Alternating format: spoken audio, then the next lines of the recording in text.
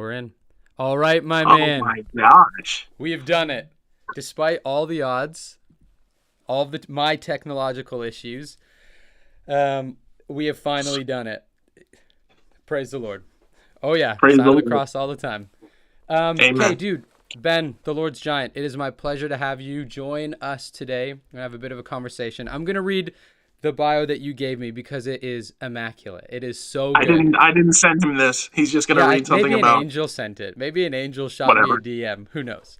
Yeah, yeah, yeah. You might know this guy from chaotically rambling about God online. Probably not, though. Either way, ladies and gentlemen, Ben Kessler, also known as the Lord's Giant. That's Amazing. perfect. Thank you so So much. good. Yeah, so good. Dude, where did the name come from? Where did the Lord's Giant come from? Look, I mean, honestly, so I started doing online stuff a few years ago, and it definitely was not Christian content because I can have, and I'm trying to lean into it less, but I can have a dark sense of humor. And that was some of my old content and old accounts. And back then it was Thoughts of a Giant. Cool. And the whole giant thing just came from like, I've always been huge. I've always been a really big guy. Like Born I at say 40 famously, pounds. I was born like really long. So like famously in my family, whenever I was born and they put you in that tub, they put you in that glass thing, my feet were hanging over the end. So I was just huge. So anyway, yeah. And then whenever I made the transition to like, because and I'll make this story short, but I was very successful to a degree at posting what I was posting previously. But I Yeah. went to my wife one day and I was like, no, it's not enjoyable. I don't get anything good. Like I had videos, especially on TikTok, because that's where I started, like north of Okay. 20 million views. Whoa. So, and I had a decent sized account, and like occasionally, and it wasn't like rare, but I'd post a video, millions of views. But I was like, I don't like it. I'm not enjoying it. And my wife, and I mean, this is just the blessing of a spouse. She's just like, well, what do you enjoy? And I was like, well, I enjoy my faith. I enjoy, talking about God. And she's like, well, why don't you just do that? Okay. So it went from, yeah, Thoughts of a Giant to more Thoughts of a Giant, which was the second account. And then Yeah. while I was in that account, changed it to the Lord's Giant. So this is new. That like you had Thoughts of a Giant was original, and then you just made a brand new account. Well, so okay, here's what happened because, like I said, I can have a dark sense of humor, and Yeah. especially leaned into it more back then. Original account gets banned off Okay. TikTok, Nice. so I was like, I'm coming back and I'm doing the same stuff, and that was more Thoughts of a Giant. And Yeah. even on the second account, I was like, I still had success. Like Yeah. it wasn't. Whenever I try to talk about this, it wasn't like I was a failed social media influencer, as much as I hate that word. And then I was like, well, I'm just going to switch over to Christianity. No, everything was going well, but I just came to the realization that it was like, well, this kind of sucks. Like Yeah. posting, like I'd literally be like this before clicking record, and I never want to be like that. Totally. So yeah, it was in the midst of that I had that like epiphany, and my wife helped me, and then all of a sudden change from more Thoughts of a Giant to the Lord's Giant. Eventually, that account gets banned because of previous like content that was more like the dark humor stuff. And Okay. then whenever I start the new account, I'm just like, all right, I'm just the Lord's Giant now. Love it. And then while I had that account, one of my followers one day was like, hey, maybe you should start an Instagram so I can like send this to my buddies on Instagram. And Totally. I was like, okay. And then all of a sudden, and Instagram has had some crazy things. I won't go into it, but way more growth on Instagram than I could have ever expected. So Yeah. yeah. Dude, that's crazy. So kind of similar vibe. I love that. So uh how you got into it was you're just why did you start doing the content creation thing anyways? Like why did you start the first one? Because it seems to follow progression for you in the sense of like you're doing influential like influencer stuff. I hate that term too. It's just like shorthand for how this all shakes down. Um, Yeah. and then you're like, hey, I hate what I'm doing, or I don't really like this, and the stuff that I'm into, my faith, I'd rather do that. But why start Mm. doing the whole posting online thing? Well, I was always, all my life, I've had, and I don't want to toot my own horn, but a decent sense of humor. I was always like the funny friend, funny kid in school. I was also one of those people who, for a long time, was like pretty anti posting stuff online. Totally. Like I didn't have a Vine. I wasn't going to download Musically. And then all of a sudden one day, I was like, let me just give TikTok a shot. And after using it like most people do, I was like, let me just try to record something. And then I was like, oh, I'm not bad at this and I enjoy it. Like I Hmm. like making people laugh. I like making things that people enjoy. So that was kind of my whole reason for even starting to post online in the first place. I was just like, I've always had this, and this will sound weird whenever I say that initially what I was posting was more of like political or dark humor stuff, but in my mind I was like, I'm making people laugh. And I've Yeah. always had this feeling, or I don't know, maybe point or purpose of my life was like help people. And Yeah. I still believe one of the best things you can do is make somebody laugh. Like regardless of the day they're having, regardless of the situation they're in, you can make them laugh. So that's why I was doing it initially, because I was like, oh, maybe this is a further or a new branch on this like feeling that I've already felt throughout most of my life, that God is like, Totally. you need to help people. But yeah. Yeah. No, I love that. I mean, good book says that, right? Laughter is good for the heart, good medicine. Yeah. Dude, that's really cool because I was very interested in how it started for you because the lane that it seems you've carved out is engaging with people, and it is important to like make people feel good. And it's interesting to hear your heart behind it because I love dark humor too. I mean, our pages are different in some senses, but the humor is a massive aspect of like the joy of life, right? Like laughter is Hmm. good medicine, and so those things are pretty important. But it's been cool even just here to hear a bit of what's behind currently the Lord's Giants. So your goals with the page are what? Like sure, bringing joy, bringing happiness, but that transition from say political dark humor getting banned to hey, I'm doing like this is totally different. This isn't just like I'm Yeah. sharing my faith. You're doing a very particular thing. Yeah. So so I guess kind of the point of what I do, especially now, because it wasn't this way whenever I was like, I'm just going to start doing Christian stuff. Because whenever I first started doing Christian stuff, it was like more of just like Christian humor. And then I started. There are things about Give me your Christianity thoughts, that just I one sec. think. Give me your thoughts on the Christian humor side, because there's probably a reason why you like hit it and skipped over. At least just for you personally.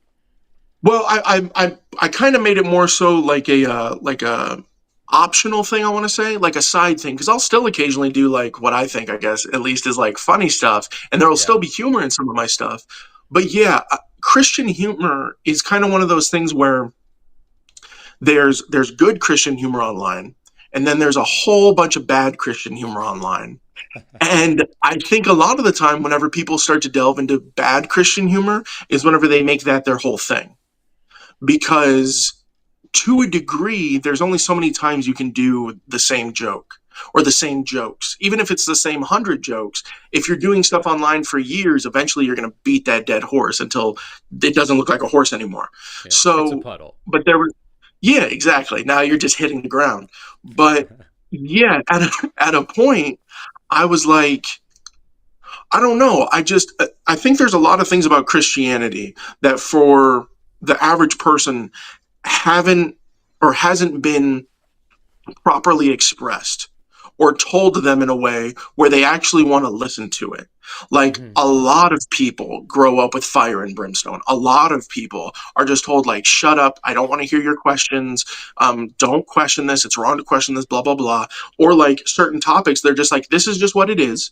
And anything against this is against God. And Hmm. and there's a bunch of other stuff like that. And I have no desire to ever be that. I Yeah. want people to know that like we as Christians can have questions. We as Christians can even have, different answers to things, and not just immediately damn somebody, for lack of a better word. Yeah. So yeah, my content now is, our buddy Matt from Memes for Jesus, he gave me the perfect line, which is like dumb guy apologist.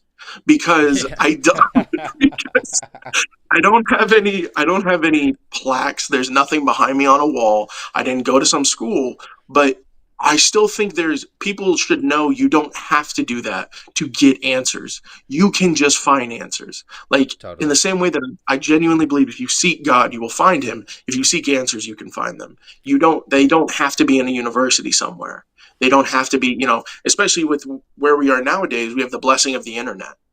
So, yeah. Everything's at your fingertips. Okay, I love that. Before we fully get into the apologetics thing, I want you to explain a little bit more about so as you're saying, like kind of the energy and the heart and the motivation behind this is taking the ideas of Christianity, making them like coherent for people, making them understandable, making people want to enjoy them and want to engage.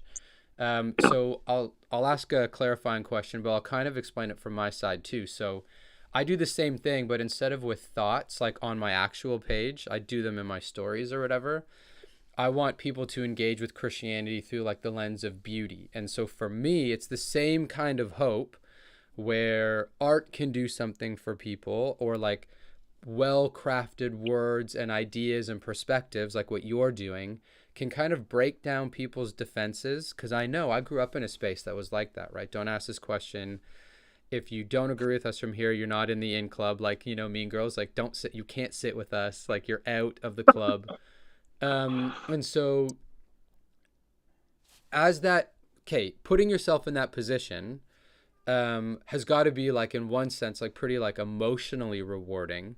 But I assume there's a lot of like pushback that goes with it, right? Because you're doing something that's very like explicit. So you're doing apologetic stuff, which we can get into. But when you start, what's the right way of saying this? When you start giving, to use a word I'm not the biggest fan of because it's been co-opted, like nuance or a bit of space for conversation. Yeah, you got to be Yeah. charitable and nuanced. It's so cringy. Yes. Um, but I think you know what I mean, right? Like some of the Yeah. topics you hit on have like a lot of differing opinions. Has it been like, how do you manage that? So like, here's your heart and I think it's amazing, and then here's some of the pushback, or here's some of the energy that comes. How have you found the space that you've developed is probably the best way of saying it, the pros and the cons for yourself and for others. Well, I would say, and again, I never want to be the person that toots my own horn. Something that I think people like about some of my content is that even whenever I met with pushback, I don't try to meet that with like anger or like, how dare you go against me? Like, again, I'm just a guy. I'm just a Mm-hmm. guy who has a phone. And that's kind of part of the reason also why I end my videos the way that I do. Because anytime you're watching one of my videos, I want, because it is my heart of like, I'm just talking to you. It's you and me talking about this. It's me explaining this kind of thing. So, yeah, whenever I'm met with pushback, well, there's a couple of things to it. It's like, I have to quickly, first off, especially whenever your social media or whatever gets to a certain size, there's only so much of the feedback that you can actually intake. Because otherwise, you're going to drive yourself mad, especially if you're somebody like me and this isn't like your full time thing. Yeah. So, yeah, like there's that aspect to it. There's also like, what's the difference between genuine pushback, genuine feedback, and just people who are in their box, who have their ideas, and anything against that is the enemy. And like, I mean, and you probably know this, you get more of that from fellow believers than you ever do atheists.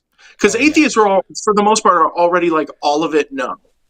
But whenever Totally. you have somebody who also claims Christ, and then, like the other day, I posted something about hell, right?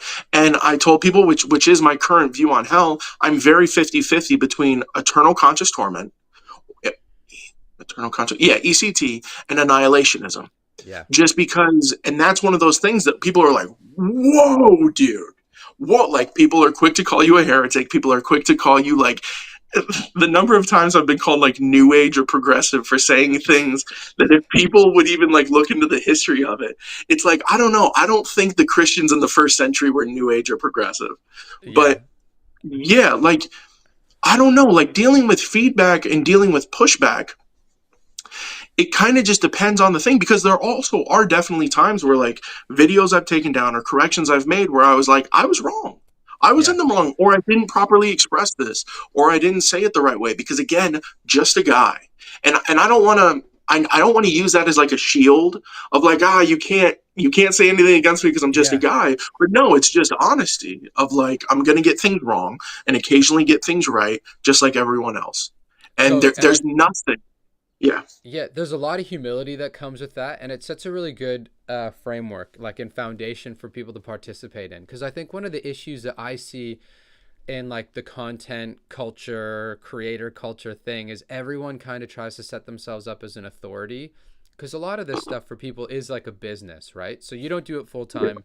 I do, but I'm very I have a deep inbuilt hatred for most technology, and so I want to be very separate from like celebrity culture, authority culture, content culture, and even doing this interviews. The reason I do this is because I get to chat with people. Um, Mm, but I think the whole like heresy hunting and the whole like being able to apologize, that framework, people want to be authorities. They think that's how they build a business. They think that's how they build their influence and their clout. And for a lot of people it is, right? You carve out a little niche. One of the things I think about all the time is just like how the apostles, how the early church, if they were experiencing and around social media, how they would have used it. And most of the mm. stuff I see online is just like, it's just noise. It's just so much noise. Like the whole annihilationism and eternal conscious torment. I'm an annihilationist. Mm. And someone messaged me the other day asking about, they're like, hey, like, I thought you're an annihilationist. Like, you don't believe in hell. And I was like, dude, I do.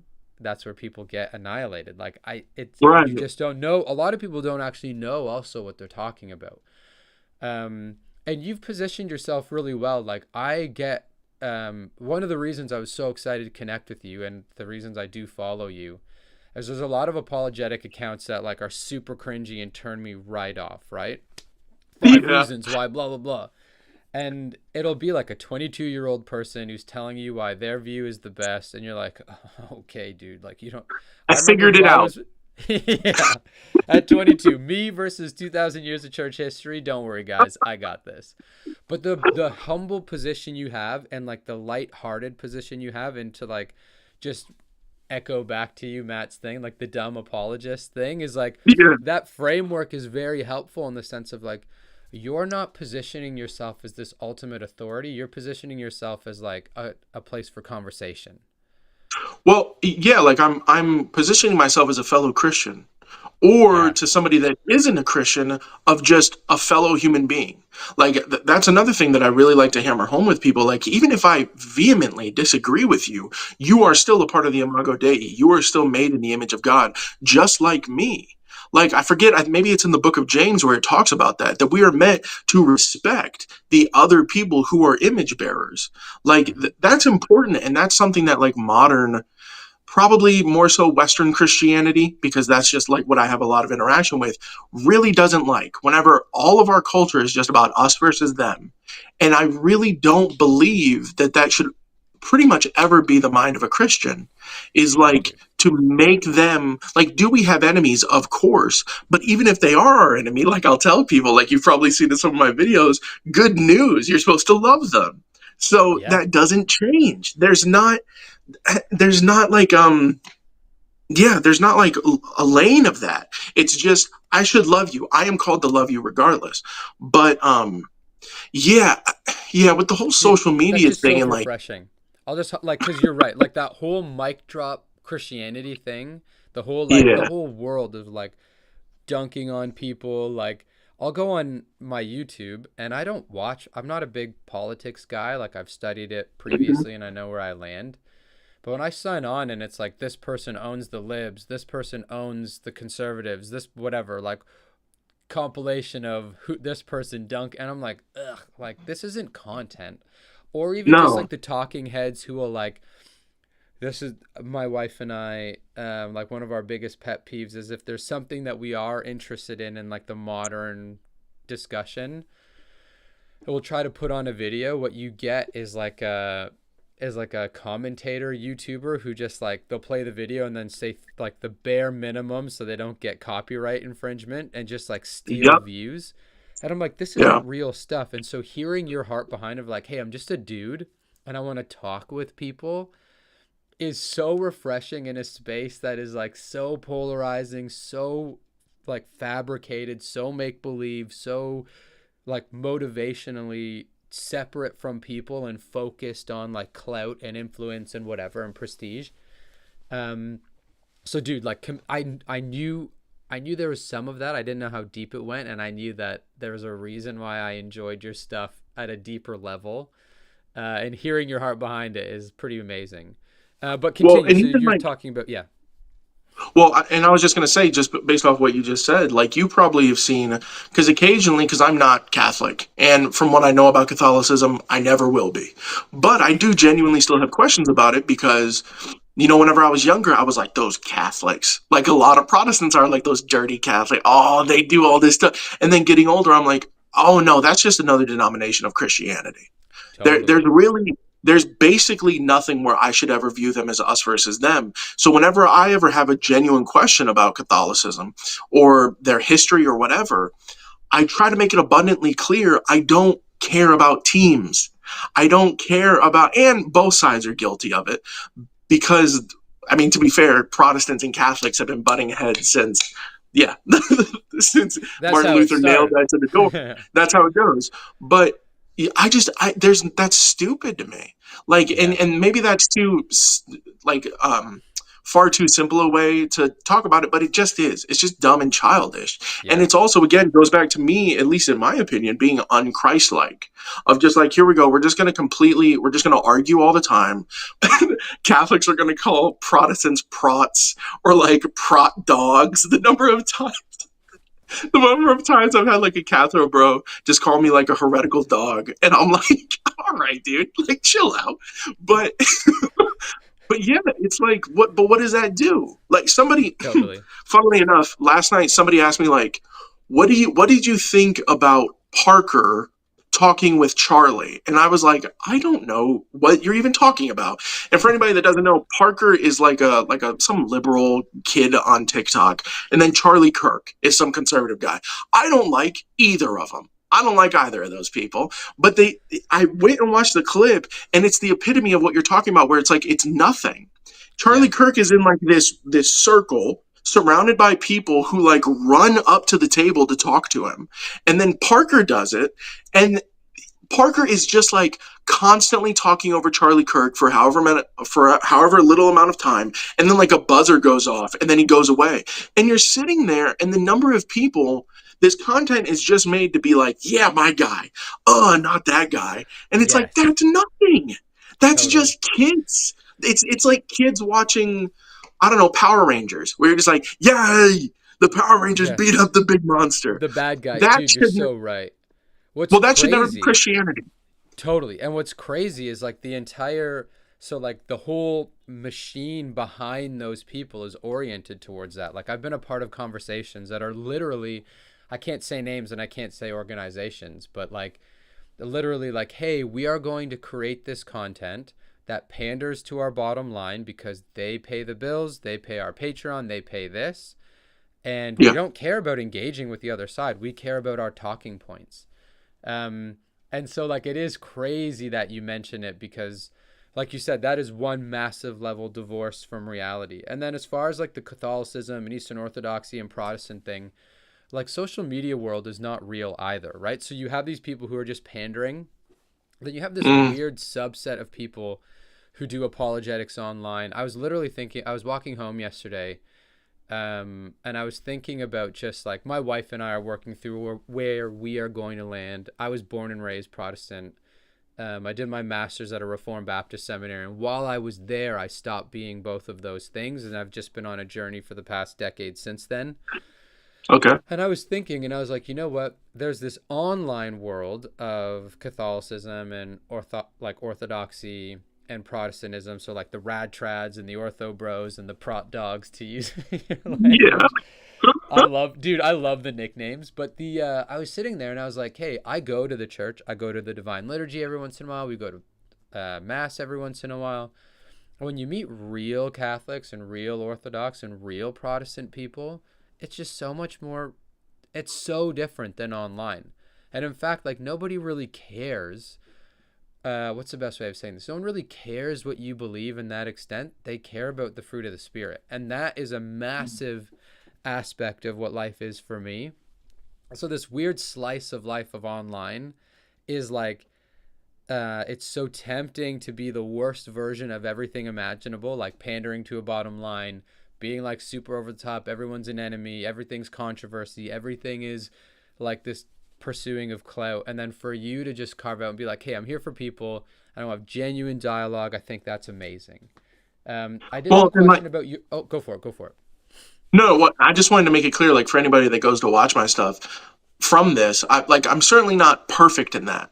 Like I definitely have videos where like my ego seeps in, where my opinions about like a certain group or a certain person seep in more than they should, for sure.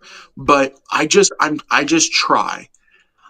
try to not be that, because yeah, like look, at some point, if I was able to do online whatever it is that I do full time, that'd be great. Like that'd be a fun thing to do, because with all the time I put in and everything. But I never want it to get to that point, because I change that. Because all of a Yeah. sudden I am like, you know what? Actually, Catholics do worship the devil. Because if I made that video tomorrow, well, I mean, You'd explode. unless, dude, it would be, I'd get, yeah, like without a doubt. And again, I don't want to be too egotistical. It would just get tons of views because of the platform I already have. But that I just can't do that, because first off, it's a lie. Second off, those are my brothers and sisters in Christ. It's not like if I talk about like Mormons, because I don't think they are my brothers and sisters in Christ. But to talk about the Eastern Orthodox or freaking Catholics or Reformed, which I probably lean more Reformed because people always ask, but I'm still non-denominational. Hmm. Those are still my brothers and sisters, even if I disagree with them about Totally. things that some people would be like, you're not a Christian. And it's like, calm down. Yeah. Can't we just talk? I know you just want to scroll to the next thing, but how about we just talk? Again, God bless my friend, because you and I are people on other Totally. sides of this screen. So, but yeah, continue. Dude, yeah, no, I absolutely love that. And it's important to say, because like we aren't perfect at these things, and there are always temptations. I'll get messages from people, invitations about certain things. They're like, hey, we'd love you to be a part of this, but maybe you could just like post about this. And I was like, sorry, no can do. Because I just like, it's a deeper value system. And that's kind of one of the things I wanted to hit on for your lane of apologetics, because clearly what you're doing is apologetics. Um, Okay. and the like giving a defense, but I kind of want to hear like your understanding of what apologetics is, where you fit into the apologetics world, and then like the groups of people you're trying to engage with. Okay. What do I what do I think what do I think like apologetics is, and how do I fit into it? Well, I mean, I think what apologetics isn't, I'll start there, is a lot of what we've been talking about, which is like bashing people who aren't Christian, or bashing people who aren't your form of Christianity. I think proper apologetics is first starts with me seeking what I hopefully is the closest thing to the truth, and then spreading that. And then whenever I encounter something that goes against that, giving a proper defense of why I think that is wrong, and why I think the more proper understanding that hopefully I have is right. I think that's probably the best way I could describe to a degree what I do a lot of the time whenever I react to people's videos, whenever I do whatever. And I do think a part of apologetics, which I don't see in a lot of apologists, should be spreading the gospel. Like a lot of apologists just want to argue or just want to debate. And for sure, there are very famous apologists who are wonderful at that. Right off the top of my head, William Lane Craig, James White, I always forget his name, big redheaded guy who's a Catholic. You know who I'm talking Jimmy about? Aiken. Jimmy Aiken. Jimmy Big Aiken, beard. wonderful. Trent Horn, all of those people are wonderful apologists, and they're wonderful debaters. I just think also a part of that, and they do spread the gospel for sure, but some people just do the debating bit. And I think to be an apologist is to do like a bit of all of it. It should be more all encompassing. So I don't know if that fully answers your question that you had asked 100%. me. Yeah. Okay. And then As where do far as I like the fall who, in yeah. that?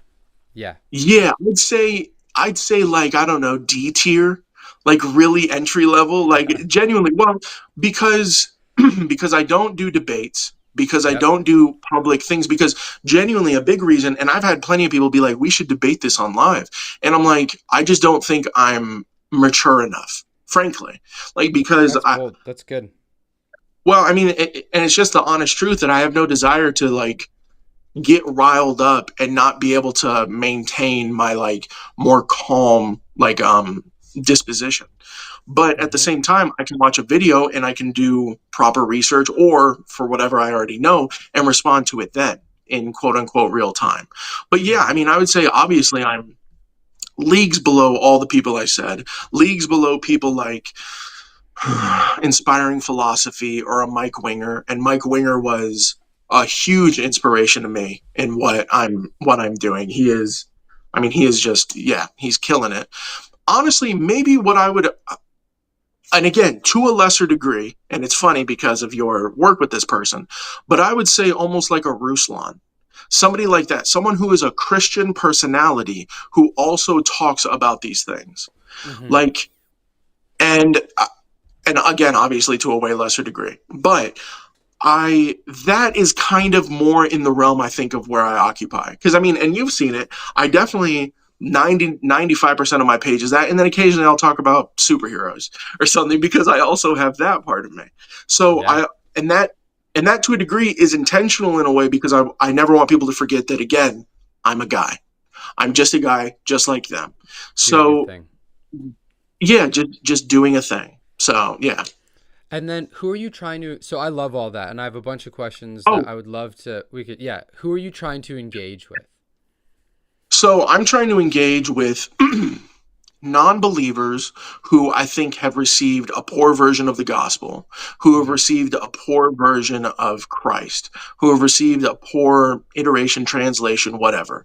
And then also with believers who have maybe never actually thought about the things that they believe, who are Mm-hmm. just like, okay, well, this is just like we were talking about earlier. This is just what hell is. This is just what it is. And if you ask them, okay, well, can you back that up? Like, where do you get that from the Bible? And they're like, well, the Bible just says it. And it's like, okay, but let's maybe dive in a little bit deeper. So, and maybe if there was a third, like, type of person, maybe just Christians who I think, in my opinion, aren't doing it great because they're leaning more into like top 5 reasons, or they're leaning more into like the just attacking each other. So for if I was going to have 3 types of people who see my content all the time, it would definitely be those 3 types of people. Like to reach the lost, and then also because we're the body of Christ, we're the in my opinion the body of Christ is the church that Mm-hmm. Christ established. We are meant to iron sharpens iron. So that's where the other 2 types of people come from. So yeah. Yeah. Dude, I think that's great. I mean, like, I think you're right. Like,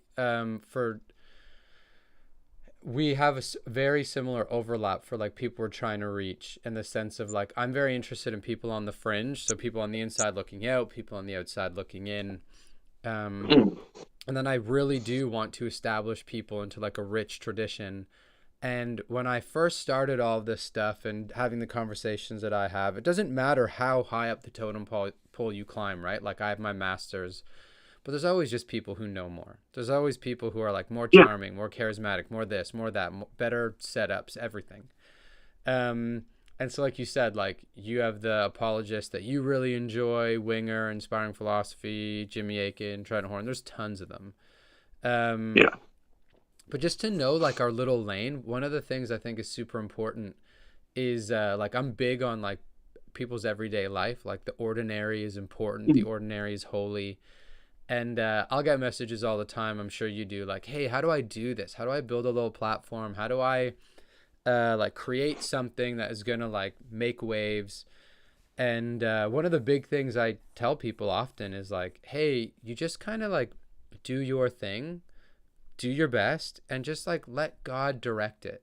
And people tend to Yep. think, oh, if you have a huge platform, that means God's blessing. And be like, no, no, no. People have different lanes. Like what you're doing, for example, my wife and I chat about this pretty often. So she is a very deep and intentional person, very relational. Mm, If you like meet her, her questions are deep, they're intense. There's like no chatting about the weather. It's like deep laughter or deep that's crying awesome. or like all the intense stuff. And her name's Aislinn. I was like, Aislinn, I might have a general conversation with however many thousands of people are watching my stuff or seeing my stories or engaging with my content. Same for you. Pardon me, but that doesn't mean it's more valuable than what you're doing in your day-to-day life where you're actually meeting real people and talking to them Yeah. face to face and having this intense, well-meaning conversation that's actually embodied and life-bringing. And so like the it kind of ties into what I want to say next, but I love the idea that you have as far as like these are the people I want to reach and this is the way that I want to reach them. And if anyone wants to kind of do it, like there are people who are going to have way bigger platforms than us forever. It's just how everything Yeah. goes. Um, but there is something about like it is nice to hear your thoughts on a particular idea because of your vibe. And there are Mm, just going to be people who are like that. And it's going to be the smaller audience. It's the same for me. They're way better artists than me and way better theologians and way better people at like articulating a faith. But just in our neat little communities, we get to be a benefit to one another. And one of the things that I've found is that so much of the community that I'm a part of like gives back to me, where mm. I have tons of thoughts and I have tons of things I'm doing. People are like, hey, have you read this book? And I'll be like, no. And I'll go read it. Have you read this essay? No. Have you seen this podcast? Have you read this? Whatever. And so there's like this mutual aspect of a community, which I think is amazing. Um, Yeah. One of the things I want to ask you about was like the whole content culture. So like you said, you don't do this full time. What do you do full time, if you don't mind me asking? I I sell action figure parts and pieces on eBay. Um, Oh, nice. yeah, I help nerds make custom action figures. And it's wonderful because I'm a nerd myself. Yeah, that I started doing that full time in 2019 Good for you. because another kind of part of my story, and I'll make it very brief. In 2018, I was like, I basically had no job. I was applying to everything on Indeed. One day I get a call. The church that I've attended since the sixth grade is a fairly decently sized church. They have schools. Those schools have before and after Christian care centers. So I get a call from one of the directors of one of them being like, "Hey, you applied for this job," and I was like, "Sure, I did. Whatever you say." Like, and long story short, I get the job. One of the reasons I started taking my faith more seriously was because in interacting with kids, I was reminded of something I've kind of always known, which is that kids aren't stupid. They just don't know everything you know. And often kids are kind of given that treatment of just like, yeah. Anyway, move along. But Yeah. I had no desire to do that. Like, yeah, God. Anyway, go. But I wanted to take my faith more seriously so I could give them good answers. While working there, my dad and I start this little online eBay store business, and I feel a calling from God, like, hey, you need to be able to do this, or you need to do this full time. Looking back on it, I think part of the reason, because everything links together. I think part of the reason was I wouldn't have had the time to do my social media stuff in the same way if I had a regular 9 to 5, if I had Totally. the regular job that I had before. So, anyway, all that to say, I sell action figure parts and pieces online.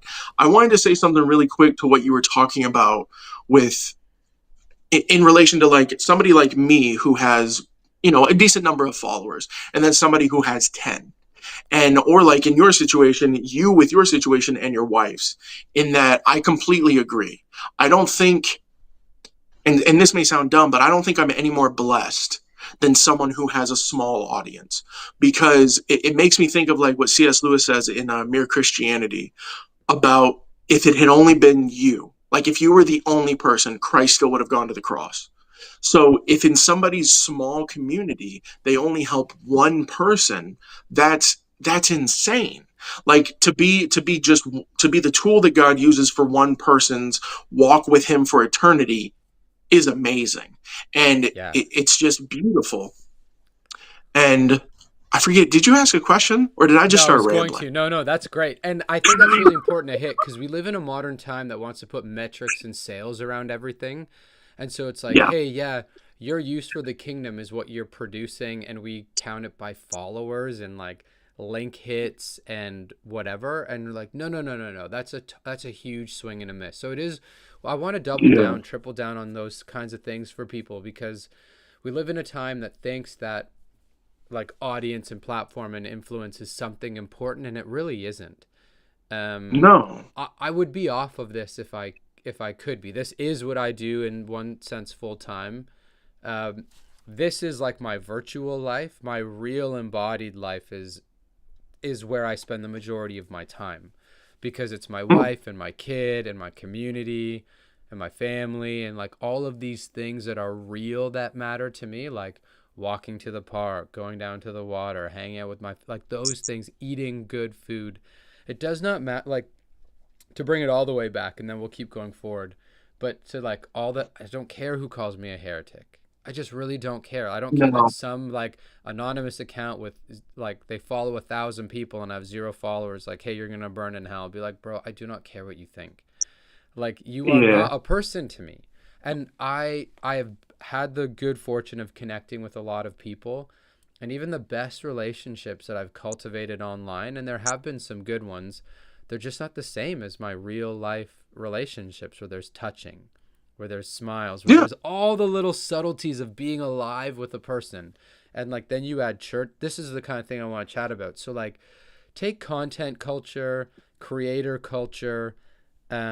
You know more about it than me in the sense of like you're producing a lot and you're producing on multiple platforms. What's your take first off on like social media culture on the whole? And then we'll kind of drill down in a couple areas. I mean, well, social media culture on the whole is just such. It's like those old. Well, it's like the thing that they used to do before they had movies, where like it would be like tick, tick, tick, tick, tick, tick, tick, tick, tick, tick, and there was the light, and it was like, look, the horse is running. And social media culture is like if you have a bunch of this will sound insane, but if you have a bunch of those stacked on top of each other, and instead of just watching the one horse go around, you watch the horse for one of the ticks, and then you watch a lion run, and then you watch a gazelle run, and it's and you're constantly moving all around, and it's just constantly making people be like, wait, are you talking for more than like 30 seconds? I don't care. You have to say everything. You have to encapsulate. And that's one of the crazy things whenever you're going to talk about like theology or Christianity. It's like, can you say all that in like a minute and a half? That would be great. Thank you so much. Because otherwise my brain shuts off. Right. So yeah. And you see that so much even in people's interactions. Like the number of times that like somebody and I see it myself, whenever somebody leaves me a comment like this, I out loud will go, I'm not reading that. Like that's no. Like, it's like that's just a part of the kind of the society we live in and social media of just like you need to wrap this up. We need to be getting Yeah. going because in whatever weird way, even though I'm laying here on my phone, I act like I have to get to the next thing. The next thing is going Yeah. to be this world like shattering thing. When in like in a funny way, it's kind of related to like film culture. And if you go back to the 90s, a movie like The Truman Show, which is just a guy who's the main character of a TV show, it was a blockbuster hit and it made like $100 million. If that same movie came out today, it'd be a failure because it didn't get a billion, because it didn't hit a Right. billion and it didn't do this, that, or the other. We don't appreciate the little things is also part of the thing that I'm trying to say. Of Yeah. like you're saying, like just going down and like literally being near a body of water. Like some of the most peaceful moments I've had in my life is there's a lake in the city that I live in, and just going down there with my wife and just sitting there and Mm-hmm. just being like, I really do take a lot, and that's part of the reason also why I smoke a pipe. I really enjoy just taking in the beauty of life and the beauty of God's Yeah. creation. Something that sucks though is whenever you do that at night and there's literal light pollution and I can't see the stars. Oh, So dude. there's me being like, oh cool, I can see the moon, but because of what we've done, I literally Yes. can't see God's creation. I But know. Isn't that yeah, crazy? There's dude, it's hidden metaphors there. Um, yeah. I mean, but I think it's really amazing. Like, so first off, pipe smoking is great. I am a big cigar guy. Um, mm, but I think like what you said is like, yeah, that desperate need for more, that like the scroll through, like the whole social media culture of like dopamine addiction, needing that yeah, next hit, not being able to engage. That's one of the things, like that's one of the bad things that I've seen happen in the world around me because of social media. Like not only have people like vision and goals oriented from, like you said, building something that's good, a simple thing, even like something like the Truman Show. There are tons of amazing, yeah. but like because people want to be influencers instead of doctors, or YouTubers instead of painters, or whatever it is, um, because we put all this value on some kind of numeric metrics of success, like money or follows or whatever, we like skip Mm, past all the stuff that actually makes life important and makes life valuable, right? So I am a writer and I have a book coming out, and like I'm not going to compare myself to Shakespeare. I'm just going to write in my lane and do what my I can, sell my little books. It'll be successful in my scope. I'm very okay with it all. Um, yeah. but I have no grand hopes to be like, yeah, I'm as good a writer as Hemingway. I have Hemingway right there behind me. Like I'm not still like with the Nice. gun. And it's one of those things where like I think that something has happened in this like uber connectedness that we have, that has like this virtual disembodied connection that has like Mhm. devalued the real embodied connection to each other, to God's creation, and then just to meaning, right? Like not everything is a side, like we live in gig economy and side hustles where like, hey, you can't just paint, you have to like make a painting PDF brochure, sell it for $5, sell 100,000 of them, and then retire. You know what I mean? Like Right, everything is just like right. money making. But I kind of want to keep going down this path of like, so content Real quick, culture real and quick. yeah, yeah, yeah. Sorry. But have you heard the? And I don't think it's a real story, but it's like an example of this where it's the story of the Mexican fisherman. No, no, no, So go for it. this like middle-aged guy, he goes out and he fishes every day, and this American tourist comes to visit his little town, and he asks him, what do you do? And he goes, well, every day I go out, and I'm probably butchering this for somebody who knows the actual story, but I go out at sunrise, I catch fish, and then I come home and cook it and eat it with my family, go to sleep, wake up, and I do the same thing tomorrow. And very long story short, the American tourist basically walks him through how he could turn his little fishing operation into a conglomerate, into a big business, and then eventually sell it off and retire so that he can return to just fishing every day and providing fish for his family. And it's Dude, like it's exactly what you were just talking about. It's like if you're doing this, why are you doing this? What yeah. it's very much of like, and a lot of that also comes, and this will sound however it sounds, but especially like because you were talking about like painting, I think I think real talent and real ability is something we don't appreciate as much anymore. So whenever somebody has it, it's like, what are you doing with that? Why do you have that? And it's like, I just can do this. Is that okay? Is that not enough? I enjoy doing it to the glory of God. Like I don't need an LLC. Like, but at the same time, well, and at the same time, and I think it's important to say this, it's okay to have goals. It's okay to be like, I'm doing this so that I can maybe make it into something. Oh yeah. But it's like it's the classic, money is the root of all evil. But it's not just the money itself. It's like, why? Why do you want that money? Is that the point of it, or is that a part of it? Like, and for a lot of people, it's the point. Even people within Christianity, and I know I'm going off, but to Go just off. quickly talk about Well, to just quickly like talk about again the whole like the size of your platform doesn't mean you're like a better or more important person. The number of probably every day I'll get a random preacher, pastor, priest that'll follow me on Instagram. Okay? This is a person who shepherds a flock, somebody who helps people, hopefully is equipping them with the proper abilities to go out and spread the gospel. The vast majority of them have nowhere near my following. Does that mean that I'm more important than this Yeah. pastor? This person who, not to be too much of an optimist, but hopefully is just genuinely seeking God and genuinely Yeah. looking to empower his flock. Not at all. I just happen to be the dumb bald guy with a phone. Like, and Totally. he doesn't make videos, right? Like, he just doesn't want to. And that's okay. Like, And yeah, dude, the things that we huge. value, it's insane. Huge. Like I am so for, I think the real work is done by local pastors, local churches, ordinary people. There are pastors without social media who pastor flocks in small towns all over the world who are like, so when I was in the hospital, when I was really sick, it was no like, Oh, there's no like social media influencers coming by to saying hi. I mean, like I have friends who are coming by to say hi, but it how are was you like, yeah, doing, dude? yeah, live video with Josh. Let's do a prayer. It My was like the buddy's so local sick. cat. It was like the local Catholic priest, and he came by and he prayed for me and Mm, anointed me with oil, and I watch him go down the hall, and he's blessing everyone as he goes down. And my dad's a pastor, and he's a pastor of a small church. It's grown a little bit, but we've bounced around. We've been a part of super small churches where like those pastors are meeting the hurting people in their flock and in their community. There's no lights, there's no camera, there's no action. One of my favorite books mm, is Brothers Karamazov by Dostoevsky, and he talks about how okay. love is a whole way of life.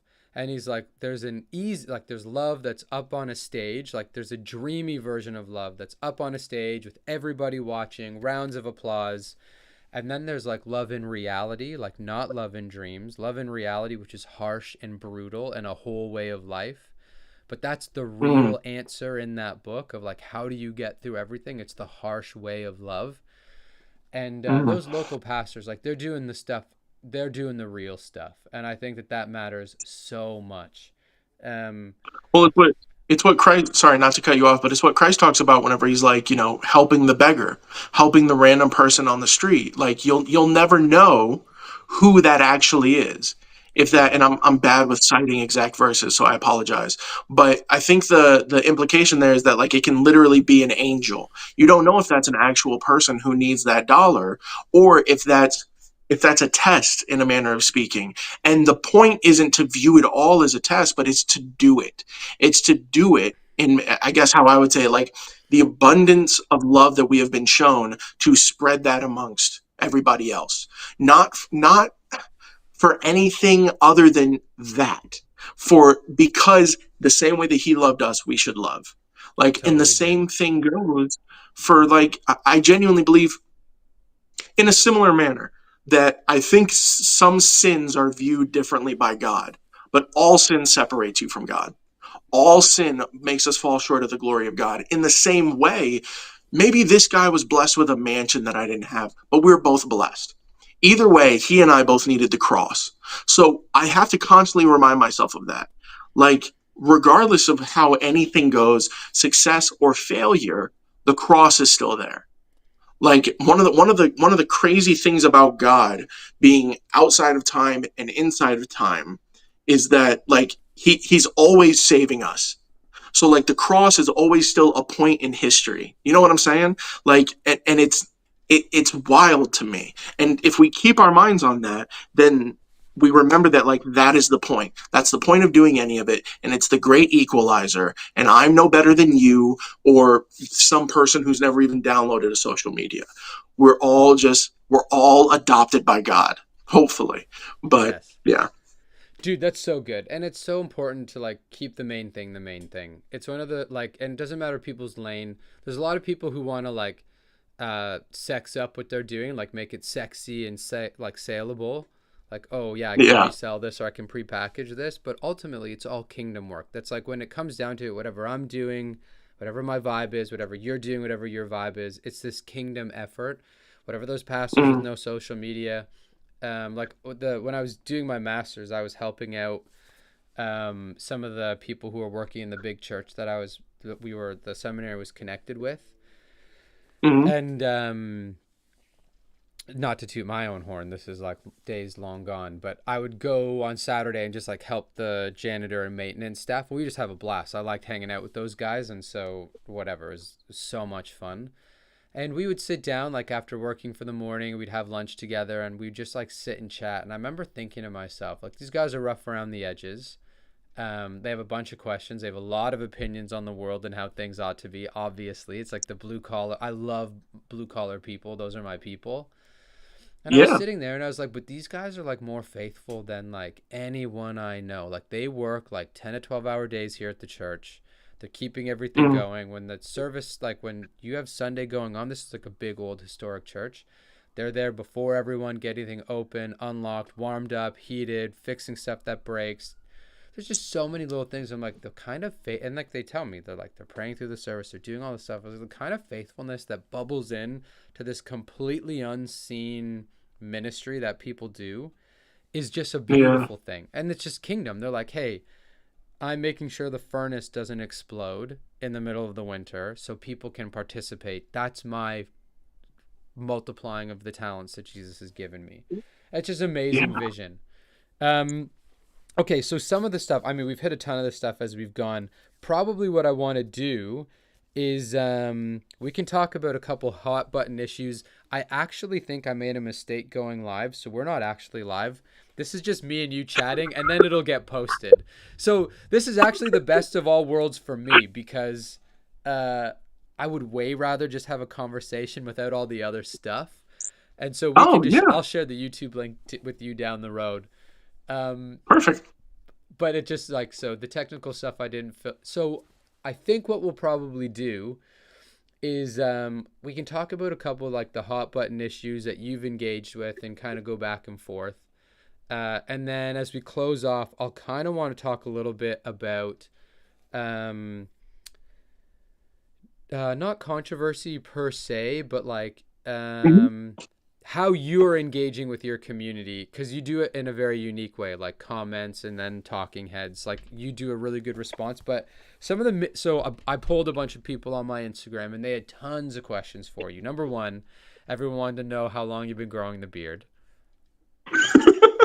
I started being able to grow facial hair in like fifth or sixth grade, When I was and 4 years old. and I started really letting it just grow. I guess like because I would shave it, obviously. I started really letting it grow probably like freshman year of high school. Mhm. And then, because another question that people, I mean, that's related to this that people often have is like, how long does it take to get to here?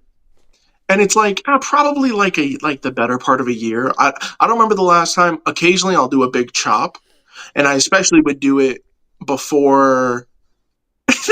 I mean, as whatever as it sounds, before it kind of became a part of my look for my Yeah, online persona. So I don't yeah, know the next time I'll do a big chop, you can. but yeah, probably like I know, right? Then if I just started losing followers by the thousands, that'd be hilarious. Dude, it's like probably But the only thing you're bound to of like I know, yeah, so I had all these lung issues, and part of like my vibe, my old design, you saw it, it was like the saint smoking, and I'm a big yeah, cigar guy. And my profile mm, picture right now is me smoking, but I had all these lung issues, and so I haven't smoked for over a year, over 2 years actually, which is a shame. oh, I would love to get back into it, but I was like, oh man, I'm not bound by that visually. You are pretty visually bound to that beard. It's probably the only thing that you have that like has, when Bane in The Dark Knight Rises, when he's like, you think this gives you power over me? That whole like he puts his yeah, hand on the that your dude, and beard. he has a can. That is such a sick. I don't want to go off too much of a tangent on this, but that scene where he has the back of his hand Oh on the yeah. guy right here, and he's like, Yeah. "You think this gives you power over me? You Right? think the money?" And the guy is just like, "Oh my gosh, yeah, 100%." If That's I your shaved beard my doing it to like, you. Your beard is reaching yeah, out to you and be like, "What? You want to at shave? night, You think this gives you power over me?" looking in like the mirror, my beard just has like a weird anthropomorphic mouth, and it's like, "You think you can cut me? I Yeah. gave you everything." Yeah. Yeah. You merely Yeah, adopted people the often beard. say I like was born in it. That's another people often Dark say Knight like it's Rises. my because this is like Yeah, nothing, but my Samson niche comes from the beard. So totally. yeah. Dude, I absolutely love it. Okay, so there's a bunch of questions people want to touch base with you on. I'll give you a bunch of them and then we'll go through them one by one. They want to talk about like Mormonism, Flat Earth, Book of Enoch, a little bit about like Bigfoot, and Oh, okay. and then a little bit about some like Catholic and Eastern Orthodox stuff. So you've had a lot of run-ins with Mormons. And it has been Yeah. crazy to me to sign on to Instagram. And I think it's because I follow you and a couple other apologists. I am now connected to the apologetics world. And like, bro, Mhm. when did the Mormons just start doing like apologetics? I think I think so. Okay, this is an interesting thing because I'm kind of into like genuine formal debates. And Okay, I yeah. think the best Christian debater is James White. Regardless of what you think about his theology, I think he's just a wonderful debater. And watching old debates with him with Mormons and even some newer ones, I think it's just kind of like a new age of Mormonism. And they're Okay. just like, well, you know what? We've been really silent on this. So we're just going to have, and there's not like a lot of them. There's just like a couple that are just really trying to duke it out with Christians and Yeah, just be dude. like, no, we're real Christians. And like, you don't have to be, I mean, talk about being a dumb guy apologist. You don't even have to know that much about Mormonism to be like, I don't think you are. I don't think, like, what are you doing? And yeah, it's a very bizarre thing. It really is just within the last few years of Mormons being like, yeah, now we're a part of the game. And it's like, Yeah, I okay. don't think you should be. So like talk to me a little bit more because you've done a couple videos. One of the weird things I've seen is Mormons calling Christians Trinitarians, which has been like as it's some like epithet, like, oh, this is an insult. You're a Trinitarian. And Yeah. the first time Like I it's saw it, calling I someone was a heretic. yeah, dude, I was sitting in my reading chair and I was about to sit down and read and I like pull open my phone and I see this guy and he's like, Trinitarians will say blah blah blah blah blah. And I was like, are you using Trinitarian as a pejorative? Like, bro, like I know you don't know Right. Christian history. Obviously, you're a Mormon, but like Mhm. you don't need to believe in the Trinity. You're just not a Christian then. You can be something else, Yeah. but the church has been like, "Yo, this is what you believe to be in the club." Right. And we have been like that because it's funny because atheists, Mormons, and Muslims to a degree will all hit at the Council of Nicaea because Totally. they just seem to not really understand what happened. And it's like the way that I think about it is like water has always been water before we called it water. But like it's the same thing with the Trinity. It's like there were always people who were like, yeah, Father, Son, Holy Spirit, and then it gets officiated. And the thing, and it's funny because I actually made a video about it the other day. Dude, the number of times I've heard from the lips of Mormons be like, this man made concept. And I'm like, Yeah. and especially because they'll be like, it's post biblical. And I'm like, excuse me? Excuse me? Mr. 19th century religion. Yeah, Like, dude. dog, what are you talking about? Like, it blows me away. And then, they have their apologists and they can, like a good apologist, they can say things in a convincing way. And then all of the people on their team is like, rah, rah, those Trinitarians. And it's like, it's the vast majority of Christians throughout the history of Christianity. And then you guys come through and you're Yeah. like, you guys aren't the real ones. And it's like, how seriously am I supposed to take that? Like, it's It's kind of like we were talking honestly, about earlier. it's just Well, it's insane. just Keep like going. with the no profile pic account that's like, you're wrong on this. Yeah, It's it's like, Joseph okay, Smith. whatever. Yeah, like to hear someone who and I try especially whenever it comes to Mormons, that's one of the ways where I can be like my ego can show. Whenever I go live, because I'll go live occasionally on my Instagram, I'm just like they're a separate religion. They're not. They can Totally. claim Christ as much as they want, but I mean, no, you don't get to have it.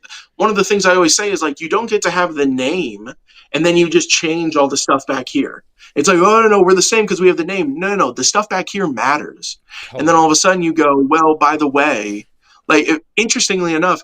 James White said in a Mormon debate that he actually thinks he has more in common with a Muslim, because even all the differences about Christ aside, the Muslim has enough sense to go, there's one God. Whereas Mormons are like, oh, there's a pantheon. Like there's more gods in Mormonism than there is in Hinduism. Like it's just everybody eventually and blah blah blah. And then not to mention, I mean, I don't want to start rambling Go about off. Mormons, but but I mean, not to mention their incredibly suspect history, all the different versions of the original story from Joseph Smith, which it's not like a secret. They have it on their websites that he told it in different ways, that it was told at different times who came to him first, who gave him the plates, da da da. And then all of a sudden, and something, and you should watch this. I don't know if you have. Recently, Trent Horn did a debate with a Mormon, and they were talking about, and maybe, and you're shaking your head, maybe you saw it, where the Mormon is like, oh, how was Joseph Smith able to write this incredible work of literature? And Trent Horn is like, it's not that impressive. It Like actually all really the, sucks. yeah, well, and all the impressive bits aren't original, and all the original bits aren't impressive. And it's like, and I feel there is part of me, because the classic Mormon really is like a nice enough guy. Like they're nice Yeah. and they're and all that. So I don't want to like spit on them, but at the end of the day, you do have to be honest and be like, we aren't the same. Like, Yeah. and especially with how all this started, you're gonna attack the Trinity. Like, Yeah. dog, you're just speaking against God. Like, Like you're I'm going right sorry for that the you part have where like this. Christians are just gonna get worked up. And you are right. Yeah, Like the whole word concept rage bait. fallacy of like just being exactly of being able to be like, hey, we're Christians by name, and then like the concept of it is completely different. Be like, no, Christianity is defined by primarily, like as everyone knows, even if you're not a tradition like in the historic traditional movements of the church, it's defined by its creeds and councils and like the thought leaders of the early church, right? Like those are the things that everyone is bang on. You read the Nicene Creed and you're like, yep, I have to believe this to be a Christian. If I That part. actively That part. deny this, this is one of the things that's very interesting because you did do a video. This will tie in really well. That way we don't poop on Mormons for a bunch. Though, like, I did a paper on Mormonism, or I did a very incendiary paper on the sexuality of cults. And I Mm. used Joseph Smith, Brigham Young, and I got like, I did some deep research, and I got weird. They try to like glam up all the many wives, not abuse stuff. But I found like journal entries from women that were like, essentially like they're written like horrors, where it's like Brigham Young would come, it'd be like a dark and stormy night, and the kids would know, and they'd all go hide, and he'd come and he'd have his way with one of his many wives and whatever. So Well, they try to, and just real quick, yeah, sorry, I'm very sorry for cutting you off. don't They apologize. they also do this thing of being like, of softening the importance of a prophet. And a lot of Christian cults do this, where it's like, and even like a lot of like mainstream Christians, especially in like the hyper charismatics, will be like, well, a prophet, they don't have to be, 100%, and da, da, da. And it's like, no, they do. Unless it's a conditional prophecy. Unless they're like, well, if this happens, then this won't happen. But yeah, I mean, you can just Google the failed prophecies of Joseph Smith. And that Totally. is literally one of those things where you don't have to be a high grade Christian apologist. You can just look at it and go, oh, I don't have to listen to you. Like, you Yeah. can simply connect the dots of like, you claim to be a prophet. And then you said all this wild stuff, these prophecies that didn't come true about how black people have the mark of Cain or whatever it is. I don't think it's the mark of Cain, but it's the mark of something. Yep. And then all of a sudden, then they just get to roll it back. Because again, Mormonism started in like 1840, and Yeah. then it took them until the 1970s to be like, you know what? Black guys can be in the ministry or whatever they call it. And then it took until 2013 to officially denounce all their racist teachings. Yeah. I'm so out. I don't like, I am 100% out. When I see Like, you Mormon, don't get, when I see yeah. Mormon people, I like every once in a while I'll see like a Mormon black guy, because they like them and the Jehovah's Witnesses go around everywhere, right? And Mhm. so I saw a guy the other day, not the other day, this is years ago. I forget where I was. It was when I was living in Toronto. And it was the same thing. I had studied Mormonism, and I was like, dude, like, how does it feel that, like, you don't get in? Because I'm never going to become Mormon. And, like, in the Mhm. early writings, it's like not a single black person gets in until all the whites are in. Yeah. He was like, and I was like, this is, I mean, it's a crazy belief. Okay, so I don't want to poop on Mormons for too much, but we brought up something really interesting that ties into something that you said, or Uh-huh. which you made a video about. So, for example, you have for Christianity like the creeds. We can just like take the ecumenical creeds or like the early three creeds: Athanasian, Nicene, and Apostles. Everyone agrees you Mhm. believe these. That's what makes you in. And then you brought up this idea of like normie Mormons who are just like born and raised in the cult. They don't really know any better. They would Yeah. actively deny, but they're not actively denying. So what's, because you did this post on like, hey, are there people in other religions who are going to get in? And you got some pushback Mhm. on one of those posts. My one of the guys I know, charismatic Calvinist, made a video, and then you made a response, and both everything was great. It was a good conversation.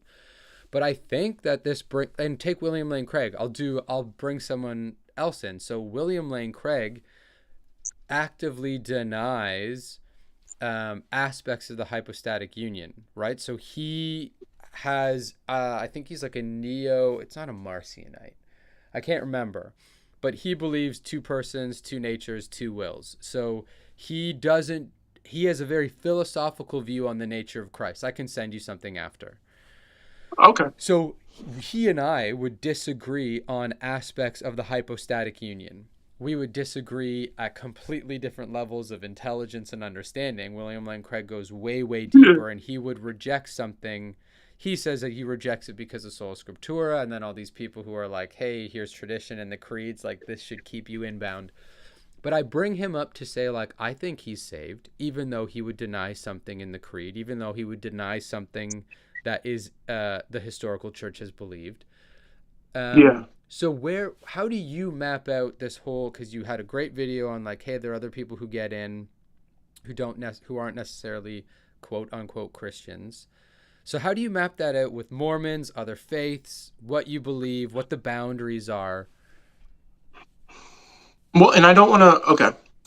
I would say, and actually, one of the things I was able to find online that really properly expressed how I've thought about it for a while is from a Catholic website. I think it was from what's the Catholic Answers, Yep. and about perfect ignorance. I think is what the Catechism talks about. Perfect ignorance. These people who have never heard about the gospel, who have never heard about Christ, who maybe have never heard about God. I think there are, and again, I think I made this clear in my second video, especially. I'm not saying this is definitely how it works. I'm just saying I could understand how it could work this way. That Mm-hmm. God doesn't event like either annihilate or damn for eternity everybody that didn't hear the words of Jesus Christ. Or even the people that did hear the words Jesus Christ and didn't hear the proper gospel. Mm-hmm. So how would I, because I actually talked with a buddy of mine, John the Messenger, about this, that I do think, it's not crazy to me to think that even someone like, I mean, between you and me, do you think um Muslims are told the perfect representation of the gospel? No.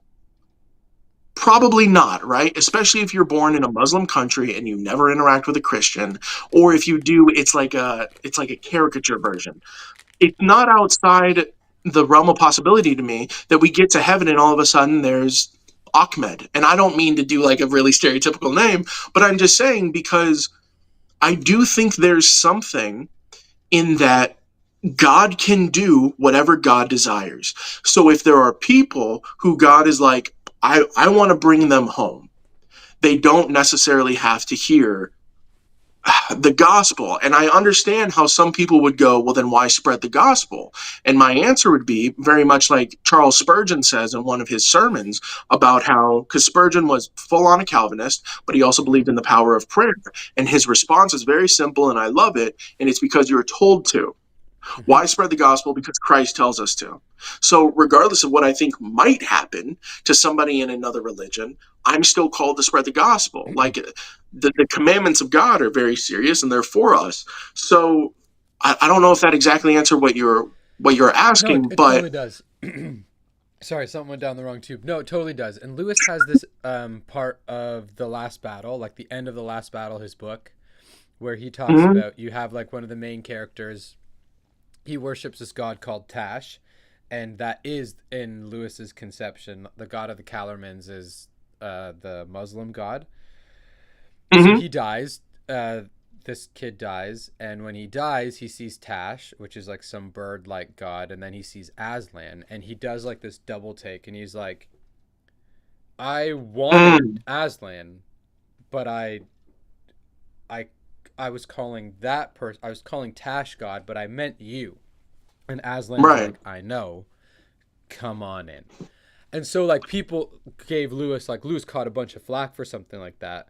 But my conception of those things is there are people who are genuinely after goodness, truth, and beauty. Those are like the transcendentals. I think that's what makes those things find their source in God. And Yeah. if someone is genuinely after truth in the space that they exist in, and they are genuinely after goodness and genuinely after beauty, that means they are genuinely after God. And they Mm, might not have the blessing that we have of hearing the gospel presented in a particular way. And so I think one of the things, so the East teaches this, and I learned this from a bunch of people. They don't necessarily teach that there are like Catholics and Lewis, they have the idea of the anonymous Christian. But the East conceives of God primarily as a father and then secondarily as Trinity. So all the Son and the Spirit find their source in God the Father. That's called the monarchical view of the Trinity. The reason okay. why it matters is God as Father is personal. And that like so God's relationship to his creation is the relationship a father has to his progeny, which is one of love. And so the Mm, idea that God primarily deals with us in love. So if my son was coming, like if he's trying to stack blocks or build something and he's like, "Dad, look what I did," and it's not perfect, and I was like, "Get away from me." Or if I was like, "Hey, I saw you're trying, like you're genuinely trying to do what I'm asking you to do, to yeah. participate in the house that I've created and built, whatever, live up to the Hmm. name that you don't know what you're doing, but you're trying to." I think that's where that space for the anonymous Christian has its strongest defense and like strongest space, because God is Father and people who are genuinely after his goodness, truth, and beauty. That's like essentially what you're saying. Like no one thinks that like a serial killer who actively rejects God and calls himself a believer of some religion is just going to get in. What we're talking about is No. those genuine people who the way that people conceive of it is like, how are people saved in the Old Testament? How are this Well, and like, and yeah, yeah, well, again, sorry, I'm bad at cutting people off. But don't one of the apologize. things that like I think people don't talk about is like what does Christ do after his death? Right? I mean, the Bible's pretty clear. He goes down to Sheol and he frees like the heroes of old. He frees the people who, and some could argue that some of them had interactions with I forget the exact word, but like the early the early ways that like God showed himself before like the full manifestation of Christ. Do you know what I'm talking about? Where Theophany. it's like the man in the fire. Wait, what? Theophany. Theophany, thank you. Yes. Yeah. But most of them wouldn't have and didn't know of Christ, and yet they're still saved. Now, somebody could say, well, they're following the Old Testament God, and I would agree. Like a couple of things first, because I don't want them to escape my head. Going way back to what we were talking about, people who get to claim Christ and talking about Lewis so much. By the way, for whoever's seeing this, if you're a Christian, go read C.S. Lewis. He didn't just write the Chronicles of Narnia books. He wrote books that will change your life and your idea of what it means to be a Christian. Anyway, in the beginning of Mere Christianity, literally like in the prologue, he talks about in the 40s and 50s, the word Christian losing its definition, it starting to become like a version of nice or good. And I love just the way he says it, of like, we already had those words, we don't need to use Christian for that. Now, back to what we were talking about, and that was in relation to the Mormonism thing. I think also something else that Lewis talks about is the natural law of morals that each of us have on our heart, and that there are definitely people who follow exactly like what you're saying, who are seeking truth. Mm-hmm. One of the ways that I think about it is like we're all lost in the forest, and there's a big glaring light that is the way out. And some people know that. And some people are like, come on, we need to go that way. And then other people, I believe, stumble upon it. Like, there's just something within me. And again, if I'm wrong, all glory to God. Let all men be liars and God be true. Mm-hmm. But I don't think that that's unchristian. I don't think it's against the gospel. I mean, because I was thinking about while you were talking, again, this is one of the reasons I'm a D grade apologist. I can't think of the exact verses, but whenever Paul is talking, I believe in the book of Romans, and he's talking to them about you worship all these gods, and then there's the nameless God. There's this like Mm-hmm. blank altar. You don't know it, but that's the God. Mm-hmm. That is the God of the universe. I think that still happens with people. I Yeah. think there's somebody in a far off region who, like you said, that they never get the blessing of hearing about Christ, which is a blessing and it's part of the reason that we should spread the gospel. But there's somebody in a far off region who, if they did, they'd say yes. They'd repent of their sins and follow him as their savior. And I think our God, and it's funny because you brought up the interaction I had with charismatic Calvinists, that he was trying to say that I'm too nice. And I'm like, well, first off, I don't know what's wrong with being nice. Why isn't, like, I think God's just. And he also brought up that I was like, oh, we're all going to be judged fairly. Why is that wrong? God's Yeah. justice is fair because he's perfect. So everything he Totally. does is perfect. So in that same way, yeah, I definitely think that, and I know we've gotten way off track, but in relation to the original thing of like Mormons, I think there are definitely people who are born into Mormonism and die in Mormonism, never hearing a proper gospel. They hear this twisted version about how if you're a man, you can be a god and you can have planets and spirit children. And if you're a woman, you can also achieve something like that, but only if you're married to your husband. And it's like, oh my goodness, that to think that every single person in Mormonism is just a bad guy who's going to go to hell. Again, if that's the way it ends up, God, hey, praise God, he's still good. Nothing about Yeah. it changes it. And but I just there's just something in here that I think is in that moral law that God puts on our heart where I go, I don't know. Even Yeah. if it's 1%. And Ben, I want to say like, so my journey, for example, into annihilationism was primarily theological because someone gave a paper on it when I was in seminary, and I like chalked it up. I remember writing it down, being like, hey, I have to think about this later.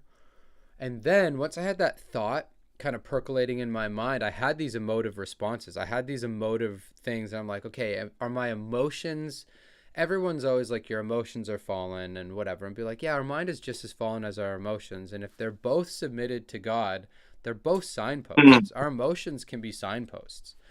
And so like there are genuine emotional things that go on within us to be like, hey, is this fair? When we like when mm, like in First Kings or whatever, like won't the God of all the earth do what's just?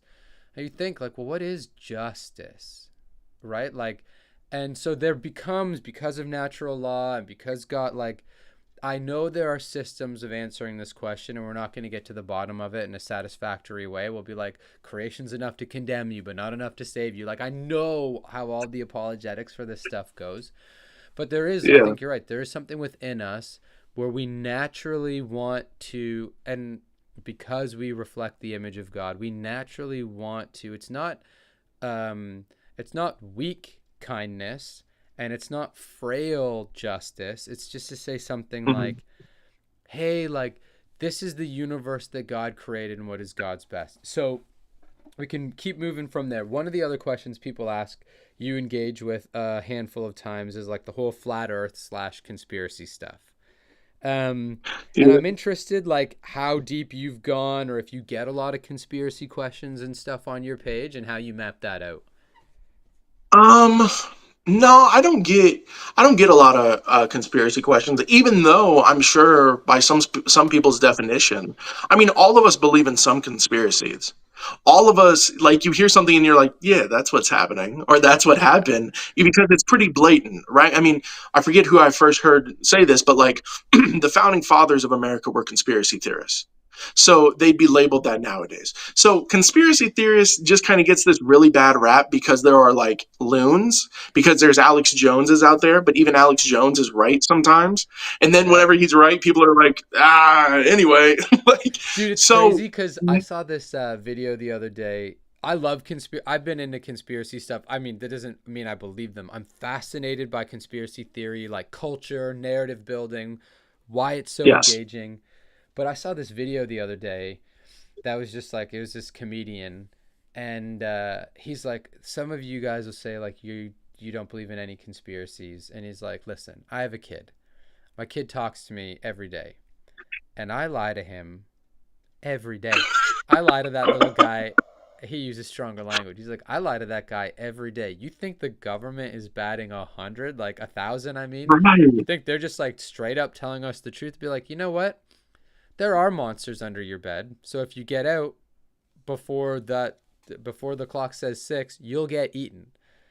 Your little kid Mhm. just stays in bed, doesn't leave. But one day, my little son is going to be like, a conspiracy theorist towards me, like, was dad lying about, like, am I not Batman actually? Was Was, he? was there never a monster, or was a monster and then it went away? What happened? Yeah, Yeah. 100%. But yeah, to touch, so the flat Earth thing, I just find silly. And the thing that I really try to refocus people on is that, like, it's not important.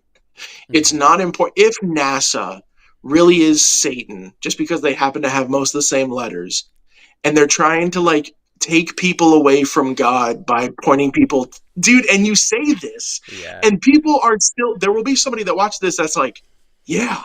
Yeah, he But it's knows. like, if NASA is Satan and then they're leading people away from God because they're pointing them at like the moon, you, instead of, I really believe, instead of being like, look at what they're doing, because you can't prove it, you don't have the proof. So instead of wasting your breath, instead of wasting the one thing that you will never get another moment of, which is time, spread the gospel.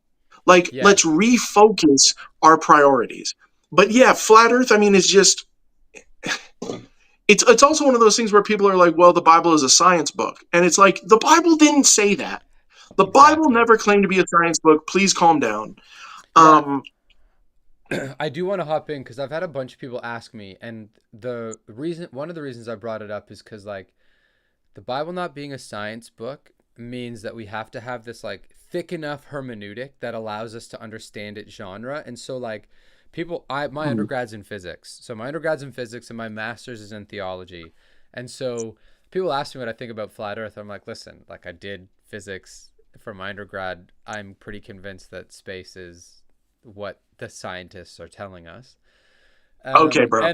And one of the reasons I think that is because all the early scientists were Christians. It's very easy, and I had professors that were like vehemently not Christian. One of them was not Christian because, in his words, it was too good to be true. He's like, the universe is perfect, the universe makes sense, but it's too local. The creator of all this would come to Earth like a speck in the universe to save us, to Mm, redeem us. He's like, too good to be true. And I was like, dude, I know, but it is true. yeah, But the flat earth yeah, thing is crazy because, like, the Bible it's an ancient Near Eastern cosmology. And so, depending on how you want to define the word teach, the Bible presents a flat earth cosmology because that's what people believed back then. They believed that yeah. the earth was flat, that there was a dome, pillars held it up, waters below, Leviathan swimming, and the heavenly hosts on the outside. 1 second on that too. The number of people who take the verse that the earth is the footstool of the Lord literally, Right. it's like, but even if the firmament is 100% real, it's a dome, and the Lord rests His feet on it. It could still be a globe. Totally. Like, And so, like, and it people is. don't like. Sorry, go ahead. No, I was just saying it is crazy, and like it's one of those things where when we focus on the Bible as science, and we don't do like, so part of hermeneutics is like you compare and contrast whatever literature genre. So like Genesis isn't a creation story that stands alone. You have Babylonian, Mesopotamian, you have Egyptian, there's tons of other creation stories, and there's huge overlap. And so like you compare and contrast, you see all the ways that are similar, all the ways that are different, and the ways that they're similar are enormous. But the way that they are different is like the nature of God and the purpose of God, the nature of man and the purpose of man, the nature of creation being ordered and not Yeah. chaotic. All those things are important, and those are the things that we are supposed to focus on. And I remember learning this and having this moment where I was like, okay, when we do all this like scientific dissection of a book that is not intended to be scientific, we not only miss the point, we miss what God is trying to communicate. So even if the earth was flat and everyone's lying to us, that is not the primary message of the Genesis story. No. Well, yeah, I mean, I would say, and maybe you would have a different way of saying it. The primary message of the Genesis story is that the perfect being of God creates whenever he didn't have to create, but desired to create. And even in this perfect creation, he then also creates man with the ability to choose rebellion. Like the whole thing of creation, the whole thing of the story of God, and it's funny because it's like I always think about and I always smile like the very famous Tolkien Lewis conversation where Tolkien tells him, he's like, of all these myths, it's the true myth. It's the one that, oh my God, it's just beautiful. I love, we need more Christian authors who write incredible stories. And I know they're out there. I just don't know of many of them, but can just Tons. articulate things just wonderfully like that. Anyway, but yeah, the story of creation is that the perfect God who didn't need you chooses to make you, brings you up from the dust, breathes life into you, and then here we are. Like, and does that have to be a literal thing? No, because either way, it's true. Either way, there was not you, and then there's you. And then what do you do with that now? Either way, you're born into the glory of God. What do you do with that now? Like that, and like whenever you, and this is one of those things going back to, earlier in our conversation, whenever you tell somebody in a similar manner, it's like, okay, well, maybe the flood was a localized flood. Or maybe this certain book of the Bible, whatever it is more so supposed to be like a proverb or like a parable than like a literal historical thing. And they're like, no. And it's like, but it doesn't change it. It Yeah. doesn't change the power behind it. It just doesn't. You That's a already huge one. know. Yeah. Like Yeah. the book Like, of Job. There's like the jury's out from a scholarly perspective if the book of Job is real, how much of it is real, um, mm, and what it's used for.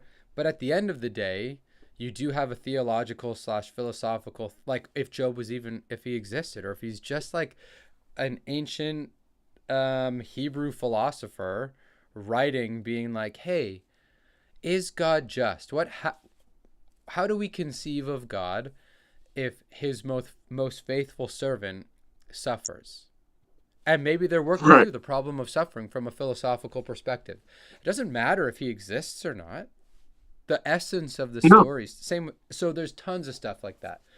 I did want to move in, and we can maybe close off on this one. The Book of Enoch, the giants, the Nephilim, Bigfoot. You Uh, scratched the surface, and tons of people shot me DMs being like, "You gotta ask them." well, okay. So I'm not perfectly versed in like the Book of Enoch in totality. I do know that the Book of Enoch, I think there's like actually 3 books. And Okay, even like first Enoch is actually multiple books. So it's I like the think Book of 10. Enoch is almost like, okay, it's either 7 or 10, but it might be 10. I Yeah. might be 7. Yeah, I can't I don't remember. know. It's I been a don't know. long time since I've read it. Well, and it's one of those things that like it's almost like a Bible unto itself because it's a collection of different works written by different authors over a wide span of time. So it's kind of like we were talking about earlier about, well, once your prophet is wrong, he's no longer really a prophet. Once your book is written way after Enoch could have ever written it, and it's written by multiple authors, all of a sudden it's suspect. And then whenever it has things in it that like and I got pushback on this too, but like there's language in it to where to some people it's saying that Enoch is calling himself the Messiah, and it's Mm-hmm. like, but Enoch isn't the Messiah, 100% anti. So he's not that. So again, I'm not going to take that. Now, Book of Enoch aside, well, okay, not Book of Enoch aside. It's not, but that doesn't make it unimportant.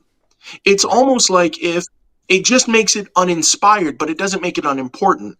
In the same way, I mean, we've talked about it a lot. Any work of C.S. Lewis is uninspired. It's not inspired by God. But the effect that it has had on my life, the truth that it can still have, is something where like you can read it. I'd never tell anybody you can't read the Book of Enoch. I'm just telling them no historic Jewish, oh, okay, I'll qualify the no in 1 second, but no historic Jewish or Christian denomination or sect has viewed it as inspired scripture. Now people will go, well, the Ethiopian church does, Ethiopians, but they yeah. don't. They don't universally. And that also is typically coming from people who don't even know how the Ethiopian churches, they don't have as hard lines on inspired or uninspired as we do. And you want those hard lines because then all of a sudden you have Christians who delve into like the Gospel of Thomas, Judas, da da da, and it's like, we need the hard Yeah. lines, So there's a and that's lot. important. Yeah, there's a lot there, especially so like I think the ground level, like for people who are maybe first getting in, you've got like Peter and Jude. Jude, it's Jude that quotes Book of Enoch explicitly, and then I think Second Peter Yes. alludes to it. And then like so there's like the whole Michael Heiser phenomenon, the divine council worldview, like the supernat, like his book, The Unseen Realm. Um, and then there's like lots of podcasts now, like Blurry Creatures, and Mm-hmm. there's others. I can't remember them. I like Blurry. I'm good. I like the guys. I got to do some art for them, so we got to connect, which is a lot of fun. So I think there's lots Nice. of people who are trying to be like, so you have the Book of Enoch, you have these ideas, you have this like essentially like from a hermeneutical perspective, you have this added context to what's going on and what the ancient understanding of Genesis 6 was. And so that Yes. becomes a very rich aspect of what the Book of Enoch offers to Christians trying to dissect, like, who are the Nephilim? Why did the flood happen? What is this ancient worldview? Like, what did the ancients believe about God and God's dealing with humanity and people's dealings with the supernatural? Yeah. Um, and so, like, you have all these things where, like, the Book of Enoch goes into a ton of detail of what it was like when the sons of God saw the daughters of men. And it's like, yep, they were divine beings. And yep, they had sex with women. And what they did was like trade these technologies in order to Yeah. get that. Um, and so like lots of people now, like there's a, that then once you have that, that becomes an open door into a ton of conversations. So have you gotten conversations about like aliens, Bigfoot? Have there been people that have messaged since the Book of Enoch stuff about those things? No, not really. A lot of, well, and it's funny because I have gotten, because I've been fairly open about like my openness to the possibility of aliens for a Mm-hmm. while, because I'll make videos kind of like joking about it or referencing it or whatever. No, a lot of people, it was just like in the comments and stuff, being like, and again, a lot of it comes from whenever you say ignorance, it sounds like you're talking down on someone, especially in the modern day, but we're all ignorant on most things. Yeah. So that's why I brought up like the thing about the Ethiopian church, because a lot of people would just be like, but it's in the Ethiopian Bible. And it's like, but it's not in all of them. So you don't even like, so no, I didn't get, I mean, I probably got some, I get messages every day and I just can't keep up with it because again, it's not my main job. So I'm Yeah. just like, I can't deal with this right now. But I've definitely gotten a lot of messages since, since doing this about like the alien thing and certain things about the Nephilim and stuff. All of that, I mean, especially whenever you talk about Nephilim, I mean, that's biblical. So Mm-hmm. I view that a different way than like whatever the Book of Enoch says. Mm-hmm. And it is one of those interesting things where, you know, especially whenever in conversation with unbelievers or people like possibly deconstructing their faith, it's like, why was the old world so mystical?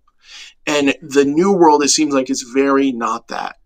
And I would argue, I think the new world is still very mystical. And a lot of the old world mysticism was their way of talking about it and describing it.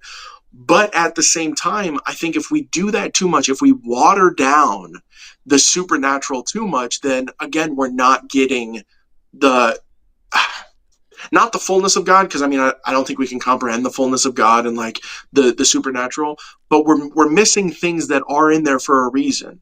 Like Yeah. I do genuinely in my heart of hearts think, look, a third of the angels fell, and some of them mated with women and created these like monsters. That's just, and maybe somebody hears that and goes like, "Oh, Ben's off his rocker." But I mean, I do think that What? like, whoa, hold up, I was with them until that. But yeah, I don't know. And whenever it comes to like aliens, you kind of said something earlier, which is a way. It's funny because it's a conversation I had with my wife years ago. You were talking about whenever you talked with a professor that in all of the universe, this one speck is where God focuses like his creation and his like effort. The way I think about it whenever it comes to aliens, because Christians will be like, which really breaks my heart because it's like, oh, you have like a small view of God. But Christians will be like, yeah, if there's aliens, then oh, well, then, we aren't that special, blah, blah, blah. What about Jesus' sacrifice? And I'm like, you don't think that God could do anyway? But yeah, anyway, like I was saying, the conversation I had with my wife years ago, if there's aliens, then to me, it's just like, oh, yeah, the artist that I know as God is even bigger. He's even Yeah. bigger, and he does create this seemingly to us infinite space. And out in that infinite space, there's other life. Hmm. Or if there are no aliens and it's literally just us as sentient life in the universe, he's still, because I mean, I've never been one to think that space is fake. He creates infinite space, and there's just us, Yeah. and that either way, it shows like how special we are to God. Because even Totally. if there is other life, we haven't seen it, and we've seen a decent bit of space. So either way, the creation of us is special. Either way, his relationship with us is special. So, Totally. And Lewis has a space trilogy, like it's probably best I call it like the cosmic trilogy. mm-hmm. Um, I named my son after the main character. I love it. And Lewis is interacting with these ideas of like, what would it be like if there were life on other planets? And he adopts like this medieval type world, like cosmology. It's amazing. But these kinds of questions are huge because I think what we're starting to see, so this kind of overlaps with a little bit of the conspiracy stuff and narrative building stuff, is people trying to make sense of the crazy world that we live in. The world is absolutely insane. I mean, even tonight is going to be a debate, and it's going to be a crazy debate. It's just like proof of where you guys down in the States are at. I assume Yeah, you're American. I am. Oh, Yeah. yeah. Yeah. Oh, yeah. And so Mhm. it's one of those things that's very interesting because, like, yeah, I mean, I would love to live in the States where one day we'll get down there. So one of the Nice. things that is so interesting to me is post enlightenment when you have like a very logical, rational, de-spiritualized view of the world that is not the Christian worldview. And as people are getting Mm. back in, we're starting to try to map out. So do you know the book The American Gods by Neil Gaiman? Yes. Yeah, so he has like this concept of the old gods. You got like Thor and Odin and all these old gods, and you have the new gods like money and sex and power. And it's the same impulse. They need to be worshipped, they need to be focused on, they need to be all these things. But they're different Yep. mechanisms. We live in a different time. And so like there's just Mm. as much supernaturalism nowadays as other days, and I would put, and I don't mind putting like divine entities. So like I read a lot of the early church, and a lot of the Eastern church fathers, they believe all evil has demonic origin in the sense of like God is not the author of evil, and Yeah. humans, even though they have a free will and like you have either a fallen nature or like concupiscence, whatever, like you can use your free will, you've been some sort of corruption of the human will. They believe that it's like your enemy who is trying to trip you up, ensnare you, and lead you into death. Um, and so, like, it's very apparent to me. Even John Owen has that. You have the world, the flesh, and the devil, and like the world around you and your Mm. enemy around you. And so like it's very simple to put a little bit of supernatural language behind some of these systems and institutions and people and events and anomalies. Depending on how Yeah. far people want to go, it's easy to ascribe some kind of supernatural source to those things, evil supernatural force to these things, because a naturalistic worldview doesn't exist and evil doesn't Mm, find its source in God. And so you're like, okay, well, what's left? It's some right. not God being that's doing this. Right. Um, Yeah. so it's wild, dude. Okay, I mean, we could go on forever. We've been going for a while. I feel like we could do like you mentioned Alex Jones. I know Alex Jones has done like a 4-hour podcast on Rogan. I feel like we could rant forever. Yeah. What we'll do is we'll do it again when I can Okay. actually go live and don't be like a boomer that doesn't know how to understand tech. This was a pleasure. This was so Yeah. awesome Yeah. to connect, Ben. It was a lot of fun. Um, we'll like, Kate, list where people can check you out, how they can support you, what you're up to, all that stuff.